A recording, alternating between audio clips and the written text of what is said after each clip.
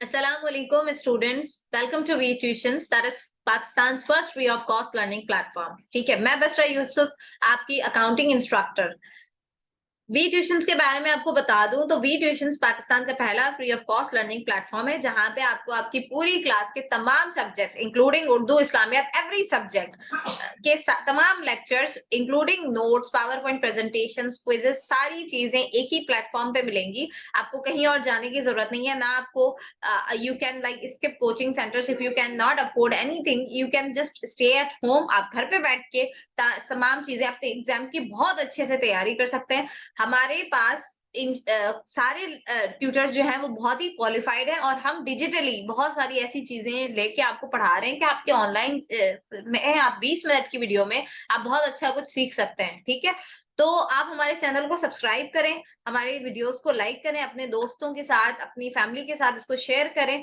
और जितना हो सके इस कॉन्सेप्ट को शेयर करें ताकि ये जो मुश्किल टाइम हमारे मुल्क में आया हुआ है कि हमारे लिए खाने की यानी बहुत ज्यादा प्रॉब्लम्स आ गई हैं, तो education has become a luxury for us. तो उस मुश्किल वक्त में एटलीस्ट उन पेरेंट्स को जो नहीं अफोर्ड कर सकते या जो बहुत मुश्किल से अफोर्ड करते हैं अपने बच्चों की कोचिंग सेंटर की फीस, तो उनके लिए थोड़ा रिलीफ मिल जाए। ठीक है, तो आप हमारे चैनल को सब्सक्राइब करें और इस चीज के बारे में अपने दोस्तों के साथ इस चीज को शेयर करें। हमारी आई told you I am your accounting instructor. इस अकाउंटिंग सब्जेक्ट के बारे में हमने आप मेरी पिछली वीडियो देख सकते हैं जिसमें मैंने पूरा सब्जेक्ट के बारे में बताया है, सारे चैप्टर्स के बारे में, क्या चीजें इंपॉर्टेंट है, क्या चीजें एमसीक्यूज के हवाले से इंपॉर्टेंट है और अकाउंटिंग में आपको कैसे लेके चलना है, वो सब चीजें बताया है और इंशाल्लाह इस लेक्चर में भी थोड़ी थोड़ी रिवाइज करवाते रहेंगे। ठीक है, आज हमारा जो लेक्चर है दैट इज अबाउट चैप्टर 1। तो चले स्टार्ट करते हैं अपना lecture. As I told you, I'm gonna teach you right now Principles of Accounting HSC Part 1. Okay, Sindh board. ठीक है, नेक्स्ट स्लाइड पे चलते हैं। दैट इज अच्छा, चैप्टर का हमारा नाम है, हम फॉलो कर रहे हैं पेटी वाला की बुक। मैंने आपको प्रीवियस लेक्चर में भी बताया, उसमें इंट्रोडक्शन टू अकाउंटिंग है। इंट्रोडक्शन टू अकाउंटिंग में अकाउंटिंग की जो बेसिक्स है यानी थ्योरी है वो बताई गई है। थ्योरी पढ़ना जरूरी है क्योंकि accounting is totally new subject for you. You have never like done accounting before और अकाउंटिंग आपने पहले नहीं पढ़ी हुई, तो आपके लिए बहुत इंपॉर्टेंट सब्जेक्ट है। आप थ्योरी नहीं पढ़ेंगे तो आगे चल के आपको कॉन्सेप्ट समझ नहीं आ पाएंगे। तो ये वाला चैप्टर भी इंपॉर्टेंट है और ये एमसीक्यूज के हिसाब से बहुत ही ज्यादा इंपॉर्टेंट है। 20 मार्क्स एमसीक्यूज के होते हैं, तो आप सोचें इसके 5 से 6 एमसीक्यूज तो कहीं नहीं गए, तो 6 नंबर्स बहुत इंपॉर्टेंट होते हैं सब्जेक्ट वाइज या किसी भी आपकी परसेंटेज। एक परसेंटेज में 1% आपका 3 या 4 नंबर से, 3.5 या 4 नंबर से आपका 1% इंक्रीज हो जाता है। एंड लिटरली जब आप यूनिवर्सिटी के एडमिशन के लिए जाएंगे ना, तो यहाँ पे इतना कंपटीशन है और आपका 2 से 3 मार्क्स की वजह से नहीं होगा आपका एडमिशन, तो आप उस वक्त सोचेंगे कि यार मैं थोड़ी सी और मेहनत कर लेता ना अकाउंटिंग में तो और ज्यादा अच्छा हो जाता, क्योंकि अकाउंटिंग वो सब्जेक्ट है जहाँ पे आप 100 आउट ऑफ 100 स्कोर कर सकते हैं। एक मैथमेटिक्स एक अकाउंटिंग, ये वो सब्जेक्ट्स हैं अगर आपने अच्छे से पढ़े ना तो आपकी परसेंटेज यहाँ से यहाँ पहुंच जाएगी। सही है, बाकी सब्जेक्ट थ्योरी के सब्जेक्ट्स में अगर आपने स्कोर उसको ज्यादा अच्छे से पढ़ा तो you will become the topper. You can be the topper, मैं बता रही हूँ, you can be the topper. Just follow our instructions, follow whatever your teacher says. ठीक है, you can be a topper. तो आज हम जो पढ़ेंगे वो है व्हाट इज अकाउंटिंग, अकाउंटिंग होती क्या है, ऑब्जेक्टिव्स क्यों अकाउंटिंग करते हैं, एंड फंक्शंस अकाउंटिंग में क्या क्या करते हैं। ठीक है, ये आज का हमारा लेक्चर है। ये चैप्टर 1 की टोटल आउटलाइन है जिसमें हम ये सारे टॉपिक्स कवर करेंगे। ये हमारे ये वाले जो सारे टॉपिक्स हैं हम नेक्स्ट वीडियोस में कवर करेंगे। ठीक है, what are the branches of accounting, systems of accounting क्या होते हैं, प्रिंसिपल्स ऑफ अकाउंटिंग क्या है, सबसे इंपॉर्टेंट टॉपिक है। What is the process followed in financial accounting, तो ये हम अगले चैप्टर में डिस्कस करेंगे। तो आ जाते हैं हमारे पहले चैप्टर पे, दैट व्हाट इज अकाउंटिंग। चलेंगे, अब आप कहेंगे ये मिस ने क्या किया हुआ है। अकाउंटिंग क्या है, accounting is an art. Art है एक, आपको यानी मजा आएगा करने में, it's very interesting. It's an art of what, recording, classifying, summarizing what? Transactions or events in a systematic manner to provide significant results that are easily interpretable by executives and stakeholders to help them making decisions and evaluating business. ये chart की form में मैंने इसलिए लिखा है ताकि आप एक दो बार ये चार्ट बना लेंगे, आप कभी डेफिनेशन भूलेंगे नहीं। रट्टा मारने से ज्यादा अच्छा होता है कि आप अपने ब्रेन को यानी इस तरह से, ये जो है ना, ये जब आप चार्ट वगैरह बना के आप लिखते हो तो आपकी मेमोरी अच्छी हो जाती है निस्बतन रट्टा मारने के। ठीक है, तो अब समझते हैं कि ये क्या कह रहे हैं। सबसे पहले हमारा accounting is an art of recording. सबसे पहला अकाउंटिंग में क्या आता है? रिकॉर्डिंग। रिकॉर्डिंग का मतलब है whenever something happens we record। Recording का मतलब है अपने पास उसका रिकॉर्ड रखना, like anything happens, like for example. अच्छा, मैं अकाउंटिंग पढ़ाने से पहले एक चीज हमेशा बता दूं, जब भी आप अकाउंटिंग करें, if you are doing accounting for sole proprietorship यानी सिंगल पर्सन के लिए, तो consider yourself in your mind as a shopkeeper.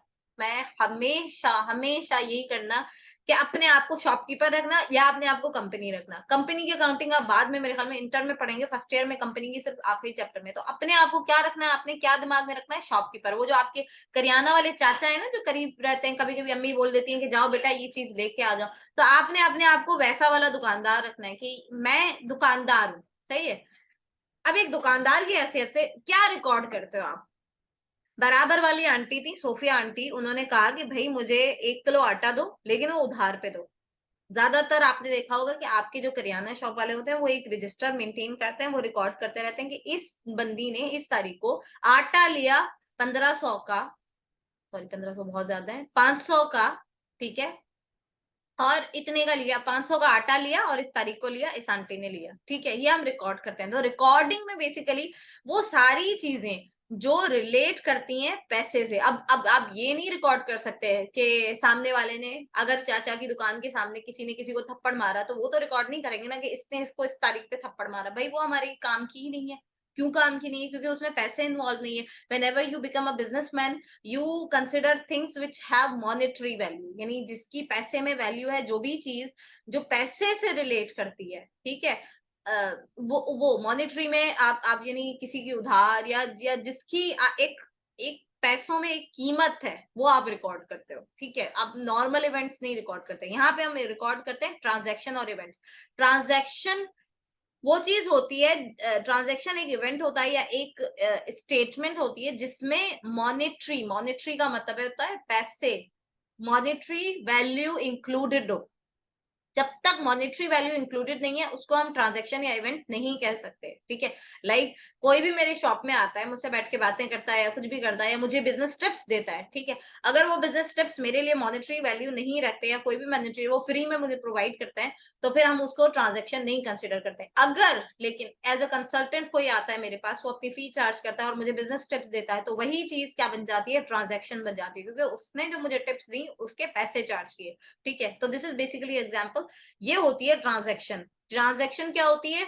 वो स्टेटमेंट या वो इवेंट कोई भी हैपनिंग होती है जिसमें पैसा इन्वॉल्व हो, वो क्या कहलाते हैं? हमारा ट्रांजैक्शन। ठीक है, और रिकॉर्ड हम क्या करते हैं? ट्रांजैक्शंस को रिकॉर्ड करते हैं। ठीक है, अगर कोई ट्रांजैक्शन नहीं है तो उसको रिकॉर्ड नहीं करते। उसके बाद है क्लासिफाइंग। अब देखो, बिजनेस जो है ना, उसमें बहुत सारी चीजें हैं जो कि आपको यानी सामने आएंगी। ट्रांजैक्शन सिर्फ बाइंग एंड सेलिंग नहीं है। मैं आपको मिसाल के तौर, एक एक करियाना वाली शॉप है ना, वो चीजें बेचते हैं, वो उधार पे चीजें देते हैं, वो कैश पे चीजें बेचते हैं, वो माल लेते हैं या सामान लेते हैं कहीं और से।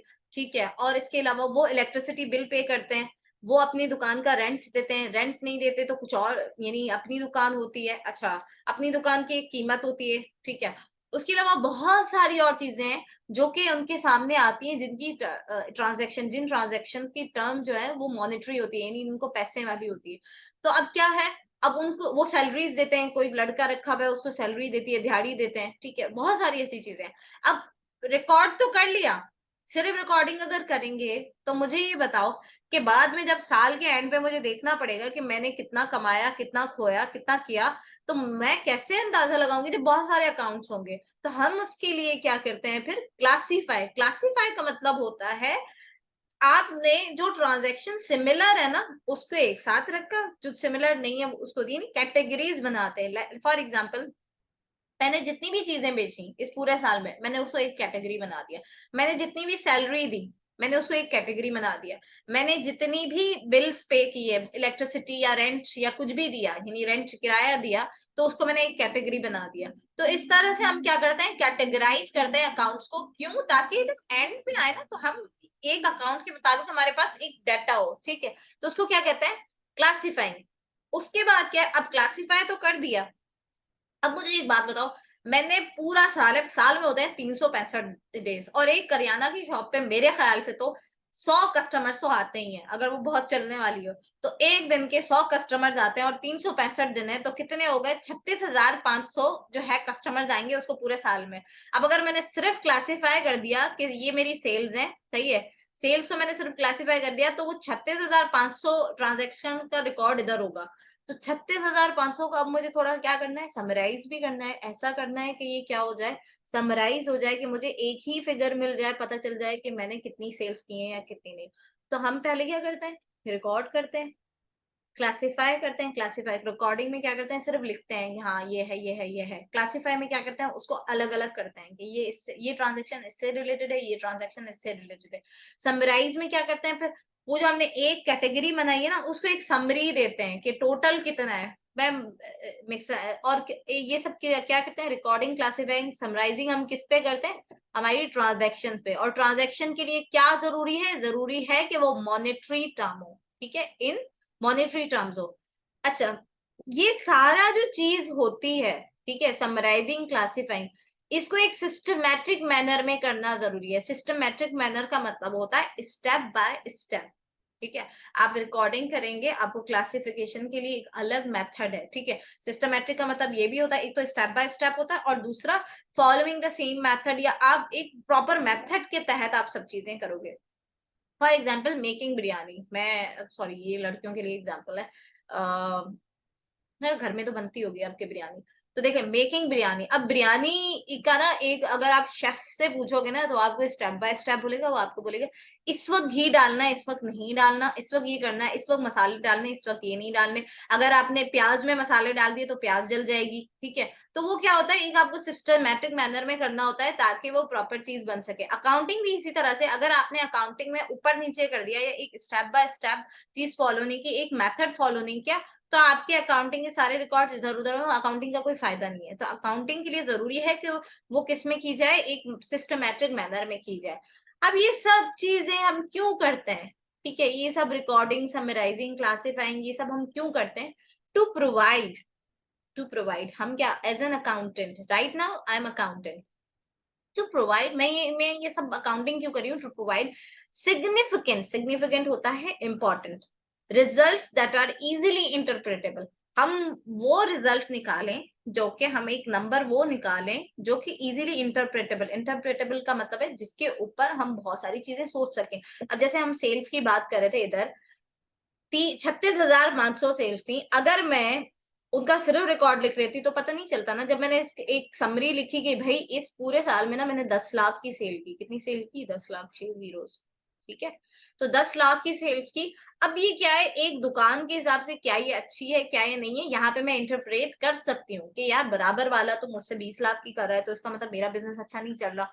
या मैं 10 लाख की कर रहा हूँ, वो 5 लाख की कर रहा है, तो इसका मतलब मेरा बिजनेस अच्छा चल रहा है। तो ये इंटरप्रिटेशन हैं कि मैंने इसको इंटरप्रेट किया, ठीक है। तो हमें ऐसे रिजल्ट्स देने जो कि इजीली इंटरप्रेटेबल हो, ठीक है। बाय किस, कौन इंटरप्रेट करता है, एग्जीक्यूटिव्स, एग्जीक्यूटिव यानी मैं मालिक, यानी मैं अगर दुकानदार की बात करूं तो आई एम एन एग्जीक्यूटिव, या मैं अगर कंपनी की बात करूं तो बोर्ड ऑफ डायरेक्टर्स, या ये सारे क्या होते हैं, एग्जीक्यूटिव्स होते हैं, ठीक है।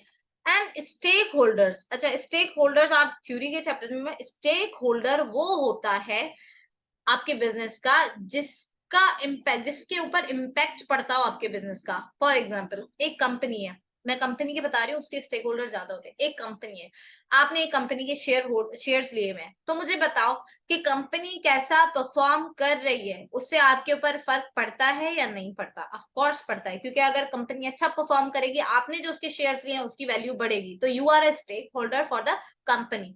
गवर्नमेंट की बात करें, कंपनीज क्या करती हैं, क्या करती हैं, टैक्स पे करती हैं। तो ऑफ कोर्स कंपनी कैसे परफॉर्म कर रही है, या कैसे नहीं कर रही, तो उसका इम्पैक्ट पड़ता है गवर्नमेंट पे। अगर अच्छा परफॉर्म करेगी, टैक्स पेयर बनेगी, तो ऑफ कोर्स तो government is also a stakeholder, ठीक है। एम्प्लॉयज भी होते हैं, एम्प्लॉयज ऐसे नहीं, बट उनकी भी सैलरीज होती हैं। ऑफ कोर्स कंपनी बैंकरप्ट हो गई तो सैलरी चली गई, तो इस तरह से स्टेक होल्डर वो होता है, दिमाग में रखना, कि जिसके ऊपर इम्पैक्ट पड़े कंपनी के किसी भी चीज पे। तो हम ये सारी चीजें क्यों करते हैं, ताकि हम प्रोवाइड करें रिजल्ट्स, और रिजल्ट्स जो कि इजीली इंटरप्रेटेबल होते हैं एग्जीक्यूटिव से। एंड एग्जीक्यूटिव जो कंपनी चला रहे होते हैं, कंपनी की बात करूं तो एग्जीक्यूटिव वो होते हैं जो कंपनी चला रहे होते हैं। देखिए ये स्टेक होल्डर, जो शेयर होल्डर्स होते हैं ना, जिनके पास शेयर होते हैं, वो तो घर पे बैठे होते हैं। चलाते कौन है कंपनी, एग्जीक्यूटिव चलाते हैं, जो कि डिसीजन लेते हैं। तो एग्जीक्यूटिव क्या करते हैं, डिसीजन लेते हैं, ठीक है। अगर फॉर एग्जाम्पल दो कंपनीज हैं, ठीक है, मेरी कंपनी अच्छा परफॉर्म नहीं कर रही है और मेरा जो कंपेटिटर है वो अच्छा परफॉर्म कर रहा है, तो एज एन एग्जीक्यूटिव मुझे डाटा चाहिए कि भाई कहाँ पे मसला है, मेरी इनकम कम क्यों आ रही है और बराबर वाले की कम क्यों क्यों ज्यादा आ रही है मुझसे। तो मैं डिसीजन लूंगी, तो उसके लिए जो मुझे फाइनेंशियल डाटा है अकाउंटिंग से मिलेगा, ठीक है। मैं डिसीजन लूंगी कि कहाँ पे मुझे काम करना चाहिए, मुझे मार्केटिंग में काम करना चाहिए, या मुझे कॉस्ट रिडक्शन में, यानी अपने प्रोडक्ट की कॉस्ट कम करनी चाहिए। तो वो सारी चीजें आपको कहाँ से पता चलती हैं, अकाउंटिंग से पता चलती हैं।